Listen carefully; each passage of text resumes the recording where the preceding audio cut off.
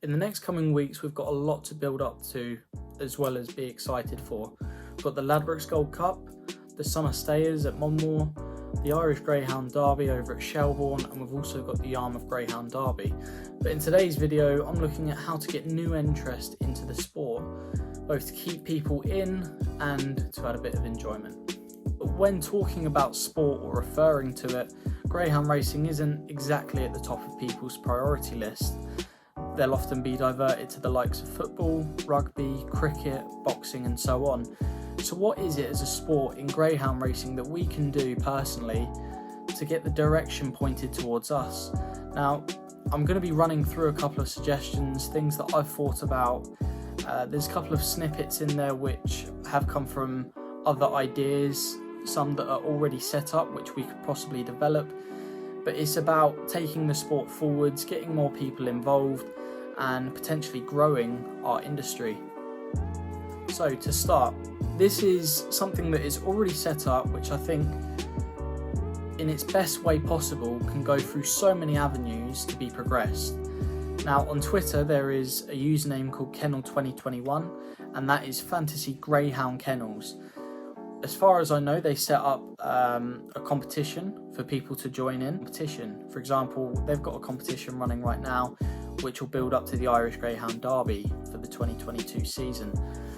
And they've also done that for the English Greyhound Derby, and it keeps coming back each year because it's so successful. If we can utilise this across the UK and Ireland into graded racing, open racing, and make a real game of it, make it enjoyable for people to get involved in. There is a way that in some cases it could be free, but to add that a bit more competition, there'd be the likes of money involved for having the best kennel and ways of upgrading. I think it's a really good idea to get people involved, get people interested. It's got vast opportunities and potential, and I think it's something we can capitalise on. This next section, I'm quite surprised that nothing has actually gone on beforehand in order to get people back through the doors, and it goes as far as loyalty stamps and reward cards. If we were to set up a scheme involving loyalty stamps and reward cards, it'd just be a small stamp or a card that you'd have, or even potentially a section on a page of an app where a member of staff on check-in, for example the security, they could stamp your card, sign it off, sign the date, and for example if you was to complete 5 visits, you'd then have potential rewards like free entry on your next return to the Greyhound Stadium. You could have a 2-meal dinner in a restaurant, or for example a free £5 bet, and it's just small rewards which would keep people coming back, and it would also, it adds to something. When people do feel like they want to go down to watch some racing, I'll take my card or I'll bring my phone with me, get it stamped, and the next time that we go we'll have a 2-meal dinner in the restaurant, we can get that booked. It's small things which can amount for a lot. Okay, on to the penultimate suggestion. Now, a lot when I was growing up, I really enjoyed going to the co-op, or for example at Christmas time I'd have a big tin of match tax cards, and for example my brother, he enjoyed collecting top trumped cards to play over, as a pastime.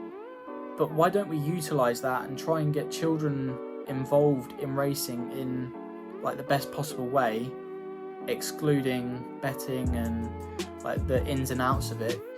You'd essentially make a profile for a greyhound, for example Havana Class, or some of your top dogs in open racing.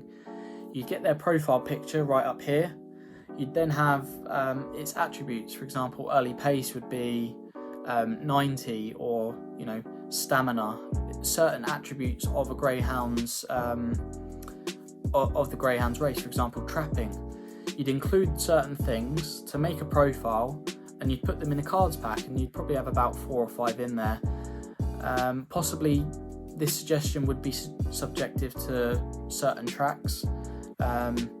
You'd essentially take the amount of dogs that you have on the grade, put them in a collection, try and make different profiles for them, and make a couple of packs each race time, and you'd offer them out to children to play when they're back at home. Or even you make like sheets, which you used to do for match attacks, and like you'd pull out a shiny of Ronaldo, or you'd be waiting for that Wayne Rooney memorable card against Man City, and you'd put it in the little slip sheet, and you just start collecting them, so that once you get a little bit older, you can look back on your collection and go, oh, I was really lucky to get hold of Ronaldo, or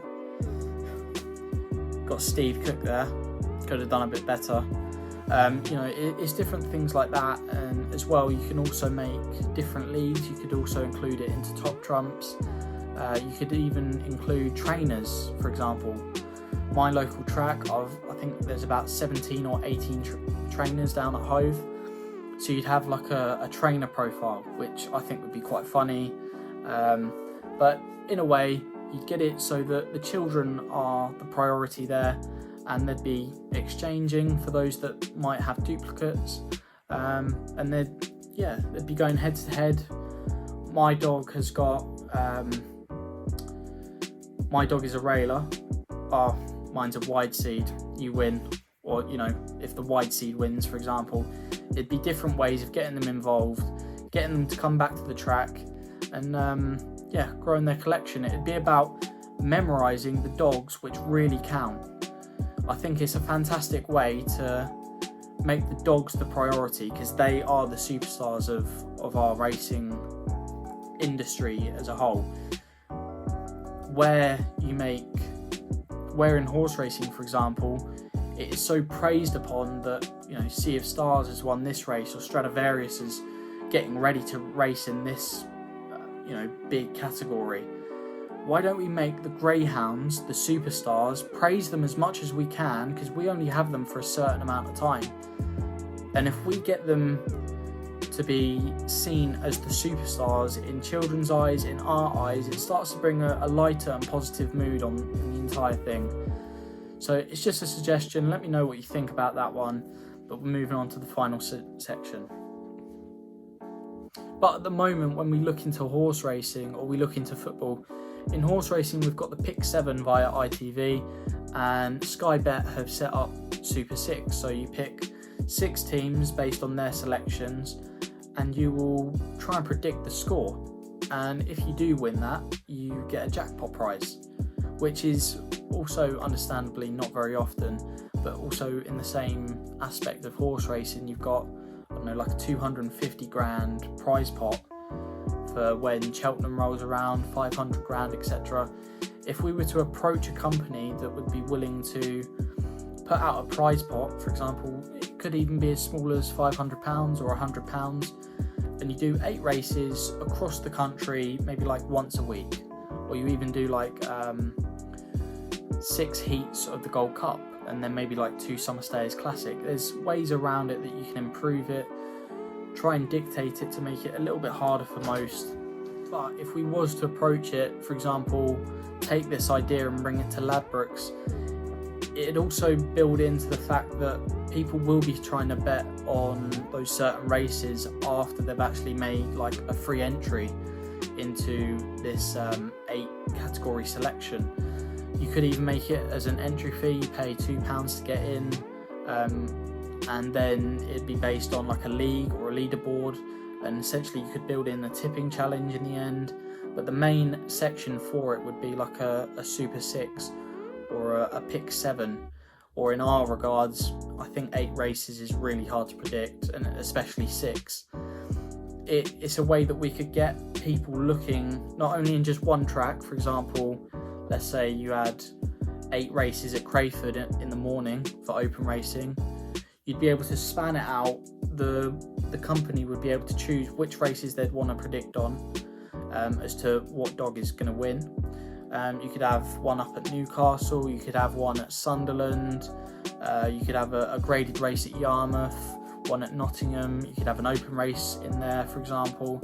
There's certain ways in which it would be able to look onto not just one track, but many across England and including Ireland as well. It gets people's interest thinking, might even try and visit that place. But not only that, it builds in the interest that you're not just looking at a score on a Saturday, just looking, Charlton are losing, bloody hell, what am I going to do here? There's not a lot that you can do, but when it comes down to racing and you see that you've got, I don't know, like a juvenile classic heat, you click on to try and watch it, see that it's done well, and it sort of builds a bit of excitement, a bit of encouragement, and then you try and go and follow the next race. There's different interpretations for it. I know there's going to be certain problems for it as well, but it's something to think about, and a suggestion which has come up more than once, which potentially should be looked into. This is by far the biggest interest in trying to bring people in. By making it free as well, everybody loves things that are free. Everybody. There's no person that doesn't enjoy something that's free. And if you make it a free entry, obviously if you set up an account, etc., it builds interest, builds direction towards us, and I think that's a way forward. I've tried to look at the best possible routes to include both youth, which are under 18, which would exclude the sector of betting, to try and introduce them to greyhound racing and make things fun, enjoyable, and also to make greyhounds the priority. We really need to start praising our superstars because we don't talk about them enough. When do we see, I do see in certain areas that we do praise our greyhounds, but you know, in terms of other areas of sport, we see, for example, Paul Pogba's done something fantastic.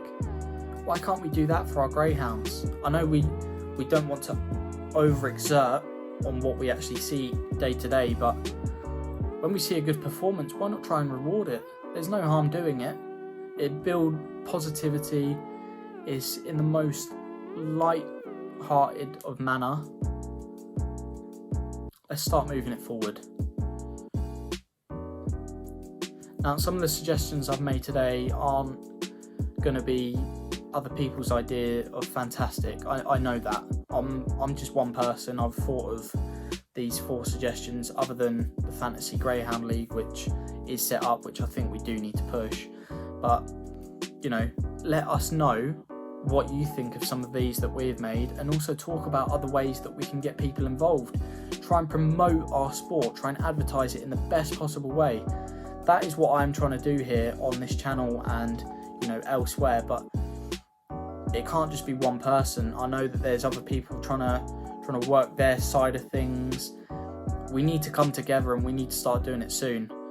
Otherwise, we're going to run out of people that are leaving too early. We consider the good times being the 80s, the 70s, and for me, I wasn't there, so I personally don't know.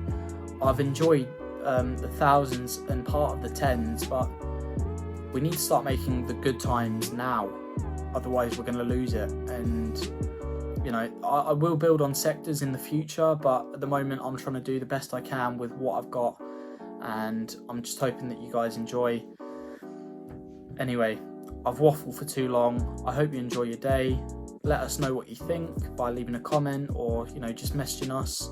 Our email is below, so let us know what you think. But anyway, have a good day and we'll see you soon.